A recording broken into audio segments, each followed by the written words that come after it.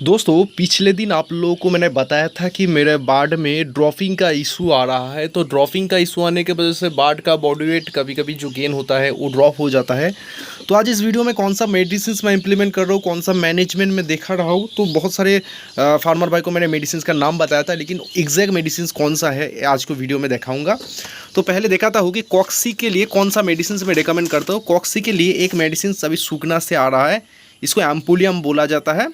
तो अभी अगर आप मार्केट से ख़रीदने जाते हो तो इस मेडिसिन को एम्पोलियम करके नहीं मिलेगा, जिसको आपको बोलना पड़ेगा सुपर कॉक्सी एम्पोलियम। ये मेडिसिन आपको कॉक्सी के लिए इस्तेमाल होता है। यहाँ पर आपको जो स्पेसिफिकेशंस में देखा होगा, यहाँ पर लिखा हुआ है कि कॉक्सी डिजीज़ के लिए इस्तेमाल होता है। जो बार्ड का जो खून वाला जो बीट निकलता है उसके लिए ये जो एम्पोलियम है उसको इस्तेमाल किया जाता है। तो मेरे फार्म में अभी स्टॉक है। छोटे बार्ड के लिए मैं इसको इस्तेमाल नहीं करता, क्योंकि इसका जो प्राइस है बहुत ज़्यादा प्राइस पड़ता है। 700-800 रुपये पर केजी के हिसाब से पड़ जाता है। इसका मतलब ये पैकेट है 250-300 रुपये का।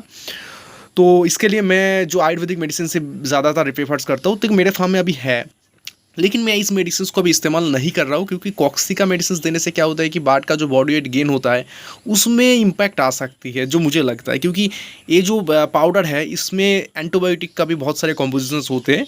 और उसके साथ साथ मैं जो मेडिसिन आपको रिकमेंड करूँगा, अगर आप सूगना का फार्मर है तो इस मेडिसिन को आप इस्तेमाल कर सकते हो। न्यूगार्ड, न्यूमैसिन, हाँ, सल्फेट पाउडर, ये एक मेडिसिन है जिस पर आप लिखा यहाँ पर स्पेसिफिकेशन में देख सकते हो कि यहाँ पर लिखा है to improve growth and body weight, to trust the loose dropping. तो ये सारी चीज़ लूज ड्रॉपिंग के लिए, ग्रोथ के लिए बहुत अच्छे ये साबित होते हैं।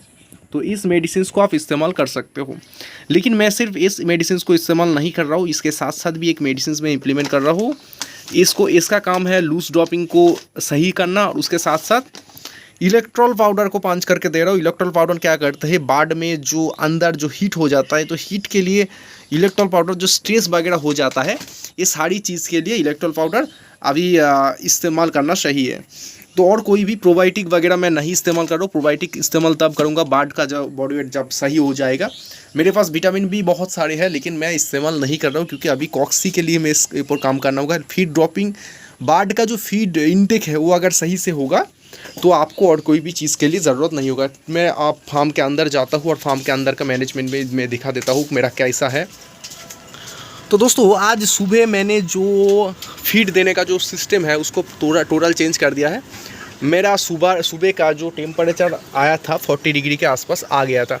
तो लास्ट 5-10 दिन जो टेम्परेचर है वो कुछ बारिश होने के वजह से 35 के आसपास था। तो अचानक टेम्परेचर ज़्यादा होने के वजह से मैंने एक चीज़ नोटिस किया, बार्ड इस चीज़ को अच्छी तरह से सूट नहीं कर पाया। तो इसके लिए बार्ड में लूज ड्रॉपिंग बहुत सारी दिक्कत सामना होना पड़ रहा था। उसके लिए मेरा फार्म में मोर्टालिटी भी अच्छा खासा, एक दिन के अंदर लगभग 7-8 बार का मोर्टालिटी हो गया था। तो मैंने सोचा कि और भी तरह तरह की प्रॉब्लम हो सकती है इसके लिए। तो मैंने मोर्टालिटी को पोस्टमार्टम किया और सुपरवाइज़र भैया से भी बात किया, और हर एक चीज़ के ऊपर मैंने बारीकी से देखने के बाद मैंने देखा कि बार्ड में और कोई भी प्रॉब्लम नहीं है, सिर्फ बार्ड का जो हीटिंग इशू है। क्योंकि वेदर अचानक बदल जाने से फार्मिंग में बहुत सारी दिक्कतें आती है। अगर आप पेपर को बाहर से खोल देंगे तो ठंड के वजह से साउंड आ जाती है। अगर बंद के रखेंगे तो अमोनिया गैस ज़्यादा हो जाती है, बार्ड को हीट ज़्यादा लग जाती है। तो दिक्कत दोनों तरफ है। तो इसके लिए मैंने जो फीड का जो मैनेजमेंट है उसको चेंज किया। मैंने जो फीड देता था लगभग मान लीजिए कि 5 बैग फीड मेरे फार्म में अभी टोटल 2500 बार्ड के लिए इस्तेमाल होते हैं। तो मेरा काम क्या है कि रात के टाइम में जो फीड में देता हूँ लगभग 3.5 बैग से 4 बैग फीड ही रात के टाइम में देता हूँ, और सुबह से जो दोपहर के बाद तक जो फीड है वो टोटल बंद रहता है। अगर आज एक बस्ता फीड मैं कम दे रहा हूँ, इसमें बॉडी वेट गेन में कोई भी इम्पैक्ट नहीं आएगा। लेकिन इसमें क्या होगा कि बार्ड ज़्यादा फीड इंटेक करने के बाद ज़्यादा रिड्यूस कर लेगा, तो लीटर तो एक ख़राब हो ही जाएगा। उसके साथ साथ ज़्यादा ड्रॉपिंग करने से बार्ड का भी हेल्थ बिगड़ सकता है। तो इसके लिए कुछ दिन अगर फीड थोड़े कम बार्ड इंटेक करेगा तो ड्रॉपिंग का इशू सॉल्व हो जाएगा। उसके बीच में मेडिसिन भी चल जाएगा, तो अच्छा खासा रिकवर भी कर जाएगा। उसके बाद 2-3 दिन बाद फिर से फीड बढ़ा दूंगा तो बॉडी वेट गेन भी अच्छे से हो जाएगा। तो इसके लिए ये मैनेजमेंट भी ये बहुत पुरानी एक तरीका है, ये भी आप इम्प्लीमेंट कर सकते हो। टोटल जो फीड इंटेक बार्ड कर रहा है वो अगर अचानक से थोड़े कम कर देंगे तो फीड इंटेक कम होने की वजह से ड्रॉपिंग भी कम हो जाएगा। उस बीच में मेडिसिन भी आपको इम्प्लीमेंट हो जाएगा। उसके साथ साथ 2-3 दिन जो मैनेजमेंट करने के बाद फिर से फीड बढ़ा देने से वो जो प्रॉब्लम है वो आसानी से सॉल्व हो जाता है। ठीक है, तो यही था दोस्तों आज का यही मैनेजमेंट वीडियो।